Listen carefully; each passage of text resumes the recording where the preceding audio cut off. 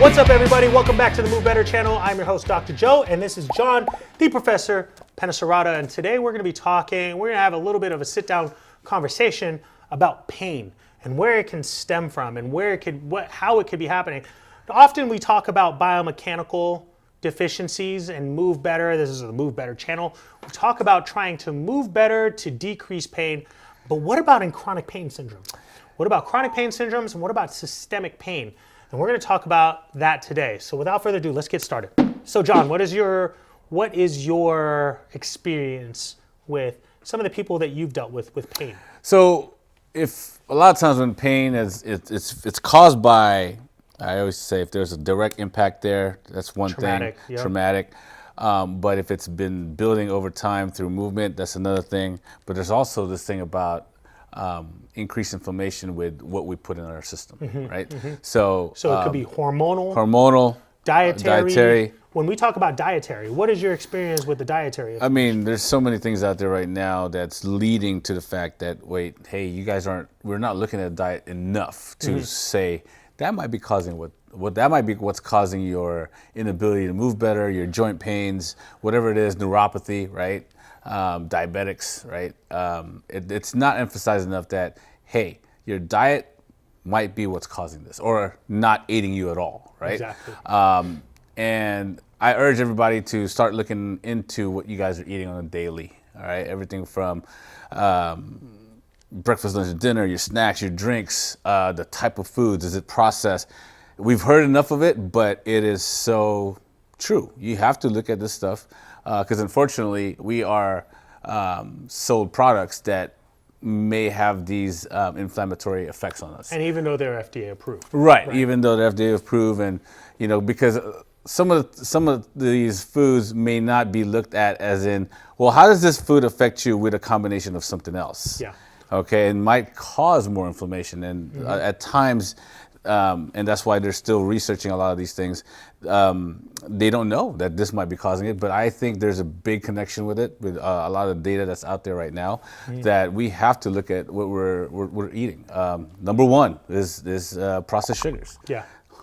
Everywhere you look, that's what they're going to say. Yeah. It's very inflammatory, but yet we still have it. We have it, right? There's going to be traces of that. Yeah. But one of the first things that we've been fed for the last how many decades is eating cereal in the morning, right? Cereal, oatmeal, even oatmeal, right? And those are highly processed foods, and they do cause inflammation. And I have a family member that's diabetic, and I see these patterns, right? And I actually see it personally, where if this person eats a high processed meal or high sugar meal, whatever you want to call it, blood sugar levels go up, and I can also see physical and biomechanical restrictions. Yeah. They're unable to maybe walk up the stairs as easily, or they feel joint pain a couple hours later, right? Yeah. Think about gout. Gout is one of the big ones, right? The G-ouch, what we call it. Yeah, the G-ouch. Right? I mean, it's huge. And the unfortunate piece is, our westernized medicine approach is trying to find like that magic pill, right? Yeah. While in actuality, it's the effort and lifestyle we have to look at, right? And just be proactive. Look at the foods that you're eating.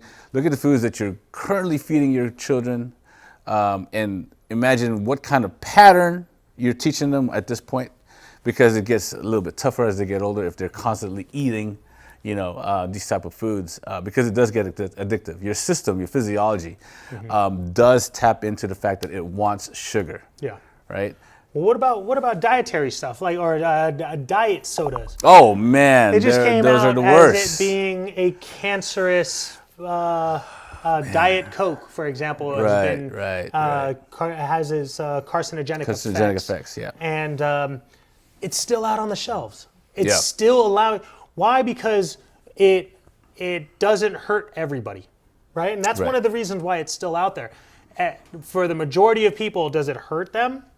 And can we prove every single part that every single person will get cancer when they drink Diet Coke. Right. And the short answer is no, you won't have everybody. However, if it would you want to put the risks that's involved? Right? Yeah. They're starting to link nitrates in meats to cancer, and yet we're still so into it. And I'm not gonna lie, I freaking love meat. I love eating. Spam, I love eating steaks, but the risk that's involved. With your movements and your injuries and your cancer and the different inflammatory effects. Everybody responds differently, as if they respond differently to sugars. Right. Like, for example, my wife has an issue with eating garlic, and hers her systemic inflammatory problem doesn't lie with movement. No. It lies and it shows in the skin.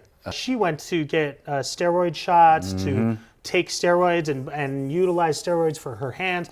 Nothing helped. And we went to a Chinese medicine doctor that was referred to us by our acupuncturist. And